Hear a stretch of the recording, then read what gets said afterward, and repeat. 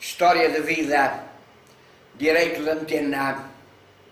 5 a 10 minutos no máximo ditos da cintura para cima, disparados, escritos, lidos, o autor que decida. 5 ou 10 minutos da vida é muito,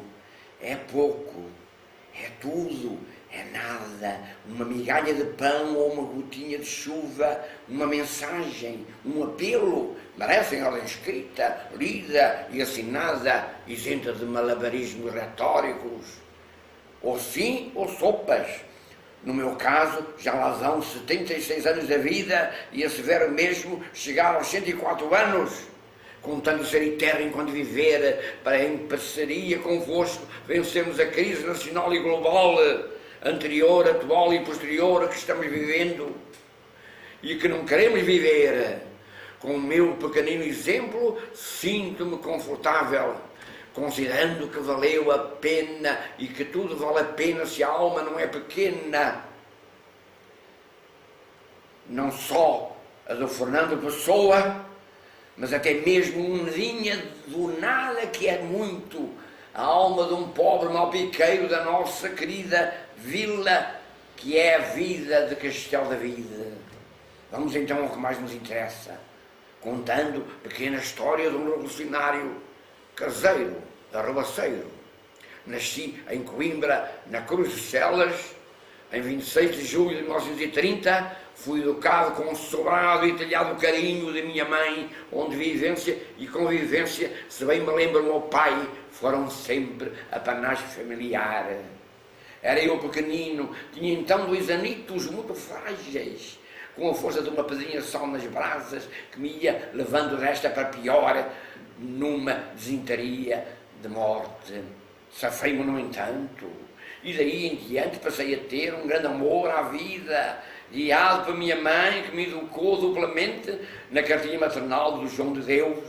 e na sua cartilha maternal muito própria de uma mulher revolucionária avant lettre, que atenta à pobreza, aceitou de bom grado a minha tendência para camaradar com amigos meus, de pé descalço e reino na venta, ali mesmo, a meia légua de Coimbra, no Trovim, na quinta do meu avô Cornélio Gomes.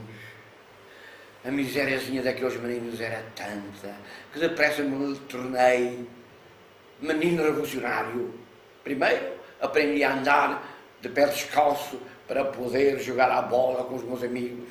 Segundo, organizei e comandei, com discreta aprovação materna, um grupo coeso do tipo Capitães da Areia, um tanto fora da lei, baseado na ética de um já lendário José do Telhado, que roubava aos ricos para dar aos pobres. E foi assim que de tempos a tempos íamos à derrota, dia sim, porque a fominha era muita, roubar fruta nas quintas dos vizinhos, incluindo ameixas ao Coronel Gomes,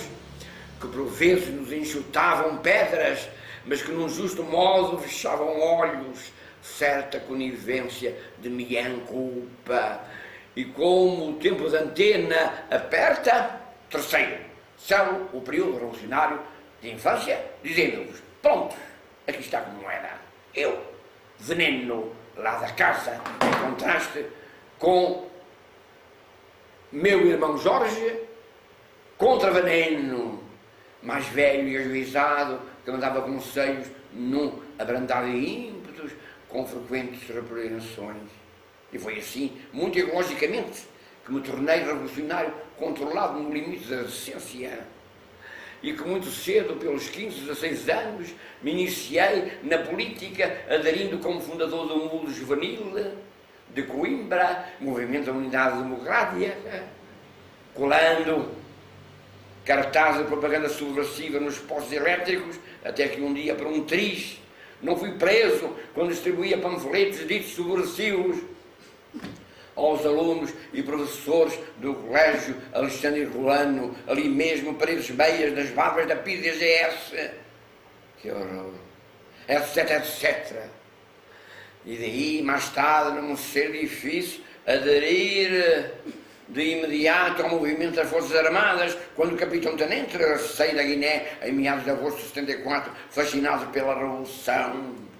num redobrado currículo, tendo sido nomeado pelo gabinete do então Presidente da República, General Costa Gomes, na qualidade de chefe de Relações Públicas, passando a exercer mais tarde a mesma chefia na famosa 5ª Divisão do Estado-Maior-Geral das Forças Armadas, onde recebi e atendi diariamente na minha equipa entre 300 a 400 pessoas individuais e coletivas, incluindo agentes da PIDE e magnatos da banca e da indústria. Soube-me bem, estava na luta. Entretanto, muito se passou e a reação repousa velha e matreira. Avançava sorrateira,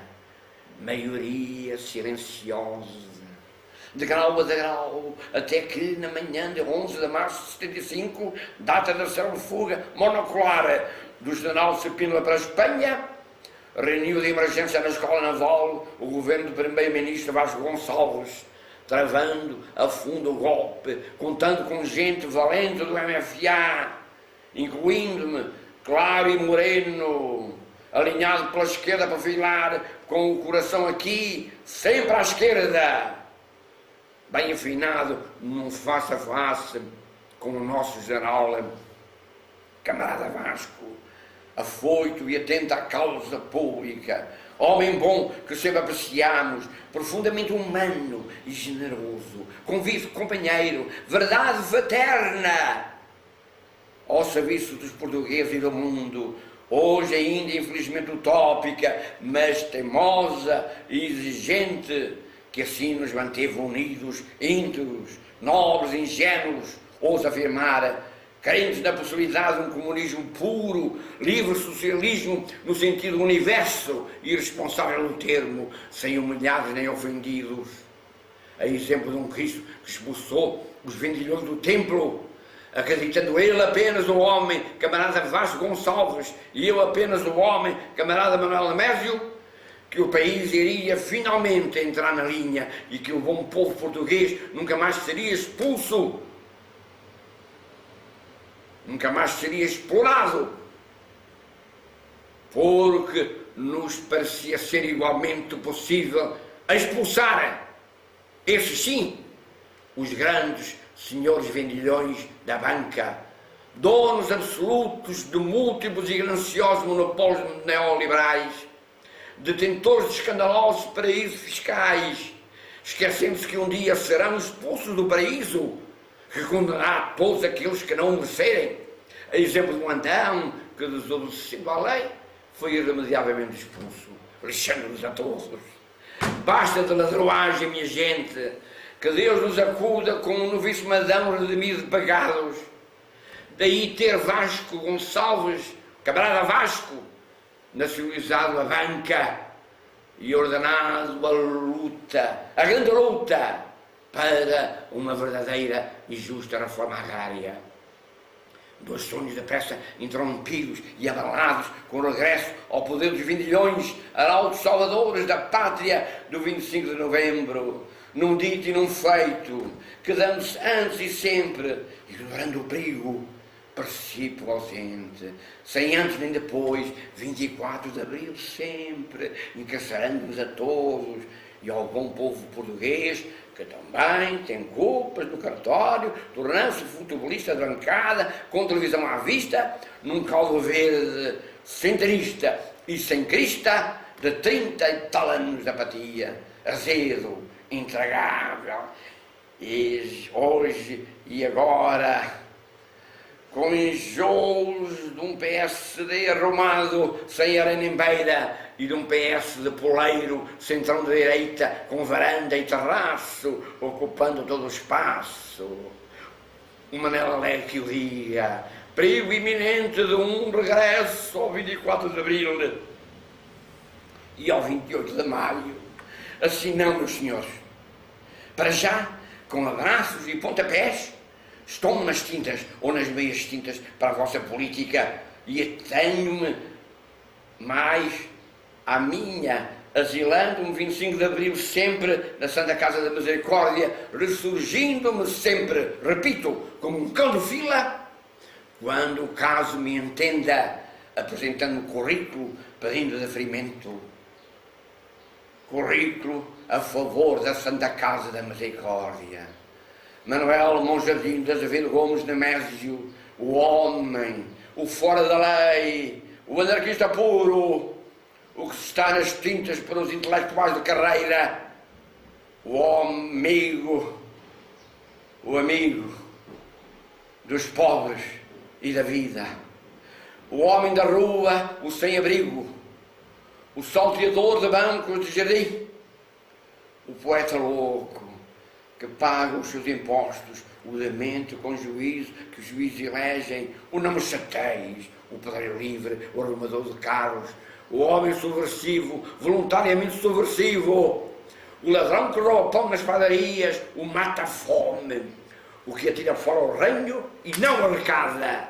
o homem conceito livre de preconceitos, vertical andarilho durante o dia, horizontal durante a noite, o que abre luz para que se faça dia, o homem metralha da raia miúda dos meninos bem,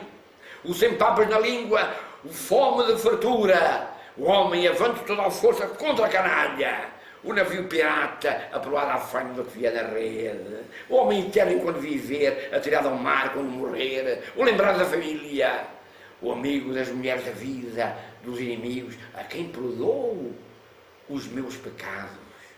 o homem para-brisas, o filantropo, o homem diálogo, o para as curvas, o homem reto, o amante, o progenitor, suas mulheres e filhos, o garanto da espécie, um santo homem,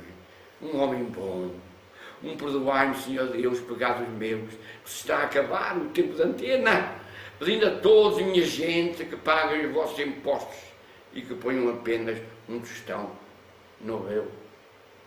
boné. É igual.